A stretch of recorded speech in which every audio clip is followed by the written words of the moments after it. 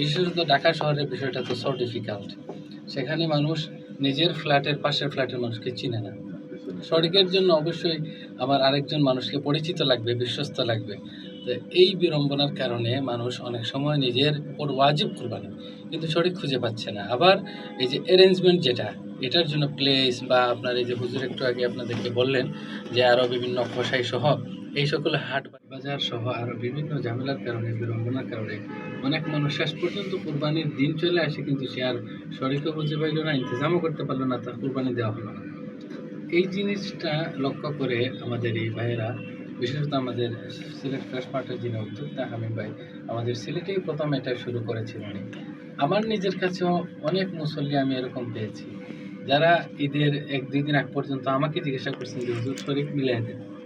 আমি বেশ কয়েক বছর অনেককে কষ্ট করে 1-2 জন মিলাই দিছি। এমন এক সাথীও পাইছি যিনি ঢাকায় থাকেন, তিনি আমার কাছে টাকা পাঠাচ্ছেন যে আমি কিছু জানি না, আপনি আমার কুরবানি কীভাবে আদায় করবেন। যে অর্থাৎ অপারও কিন্তু ওয়াজিব আদায় করতে হবে, কুরবানির দিন চলে গেলে কুরবানি করা সম্ভব নয়। সেই পরিপ্রেক্ষিতে এই সিলেট ফ্রেশ মার্টের যে উদ্যোগ, এটা অবশ্যই প্রশংসনীয়, অবশ্যই উপকারী এবং খেদমতের নিয়তে যদি তারা করে থাকেন সহি পদ্ধতিতে এবং সকল আমানতদারি রক্ষা করে, তাহলে অবশ্যই তারা ইহপরকালে সওয়াবের ভাগীদার হবেন ইনশাআল্লাহ। সাথে সাথে যারা শরিক ছাড়াও কুরবানি দিবেন, স্বতন্ত্র ঝামেলার আছে বা তাদের পক্ষে এটা সম্ভব না, তারা অবশ্যই সিলেট ফ্রেশ মার্টের মাধ্যমে দেবে। আমরা জড়িত হয়েছি যেহেতু এটা একটা আপনার প্রয়োজনীয় জিনিস।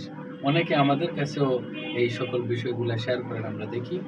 আর যেহেতু এইরকম ব্যবস্থা নাই, অনেক মানুষ যদি কোরবানি নাই দিতে পারে তাহলে সে ওয়াজিব তরফে গুনাহগার হয়ে যাবে, পরকালে শাস্তির সম্মুখীন হওয়ার সম্ভাবনা রয়েছে তার প্রচণ্ডরূপে। এজন্য এই সিলেট ফ্রেশ মার্টের সাথে তাদের এই উদ্যোগকে আমরা স্বাগত সাধুবাদ জানাচ্ছি। তাদেরকে আমরা পরামর্শ দিচ্ছি যে তারা যাতে সহিভাবে আপনার ইসলামী শরীয়তের যে সকল বিধিবিধান আছে, কোরবানির পশু কেনার, জবাইয়ের, গোশত বন্টনের, সবগুলো যাতে তারা পরিপূর্ণরূপে মেনটেন করে এবং তাদের যেই জায়গায় তারা জবাই করবেন সেগুলোও আমরা জানার চেষ্টা করেছি। এ পর্যন্ত আমরা যতটুকু জানলাম, তারা যাবৎকাল পর্যন্ত সুষ্ঠুরূপে আমানতের সাথে, বিশ্বস্ততার সাথে এবং শরীয়তের নিয়মকানুন মেনেই তারা কাজ করেছেন আলহামদুলিল্লাহ।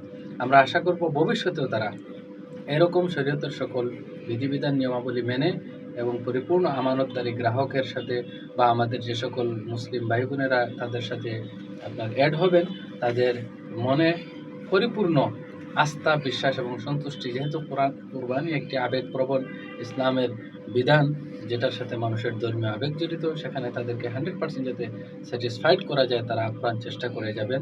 আর সকল দিনী ভাই বোনদেরকে আমরা আহ্বান করব যে আপনারা নিজেদের উদ্যোগে তাদের ওয়েবসাইট ভিজিট করেন, তাদের বিগত দিনগুলোর রিপোর্ট আপনারা দেখেন এবং তাদের পরিকল্পনার পুরা প্যাকেজটা আপনারা দেখেন। দেখলে অবশ্যই সকলেই বুঝবেন যে নামে মাত্র তারা কিছু সার্ভিস চার্জ নিচ্ছে কিন্তু বিশাল বড় একটা কাজ তারা আঞ্জাম দিচ্ছে।